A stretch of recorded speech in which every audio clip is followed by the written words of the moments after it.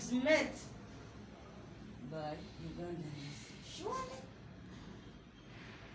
if we presuppose that a pupil of 9 years can spend a day without eating at school, why are we eating food here by now? In the first place, why do we give ourselves that privilege that we eat here?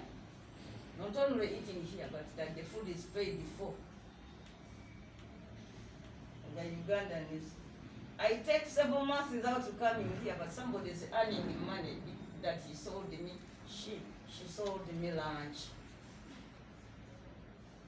We want even in Parliament to be kind and tell us the supplier. Can't continue consuming the food when we don't know who is supplying us. The commission should tell us who is that lucky Ugandan who won the tender to supply snacks in Parliament. And by and large, it appears he just go there, warms them and returns them the next day. After all, nobody is going to test them. So he has a tray of mandazi, brings it during the committee meeting, takes it back, and he keeps it because you have not eaten it. Then he returns it the next day, and the earn billions. The same parliament that do not find the money for food for people at school can find the money to pay for adults who are, first of all, are paid handsome. Then you buy me snacks.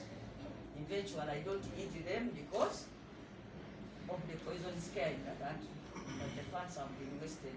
So, for the Committee of Government Assurance and Implementation, no mandas, no snacks, for two reasons.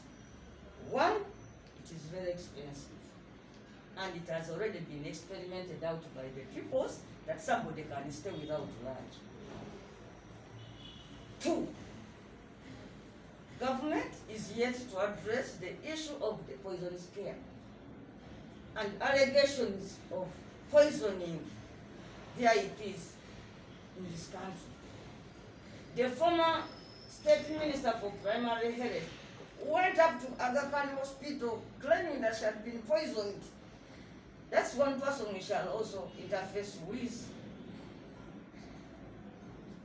These people who have tested this poison.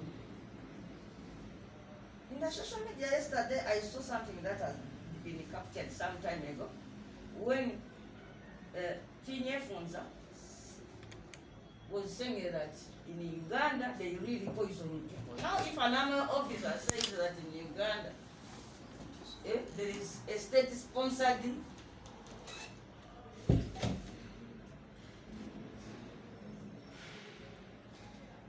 issue of poisoning of opponents, all people for whatever reason, then why shouldn't I believe it? If a full minister says that I was poisoned, why don't I believe that really in Uganda mulimu abawabutwa? I remember Honorable General Mugisha Muntu one time had an interview with one newspaper here and said told of how he and the other colleagues had survived with the poison here in that canteen. So, I want to start with myself. I first of all, I opted out of free meals. 2. So, the committee has demonstrated that they don't trust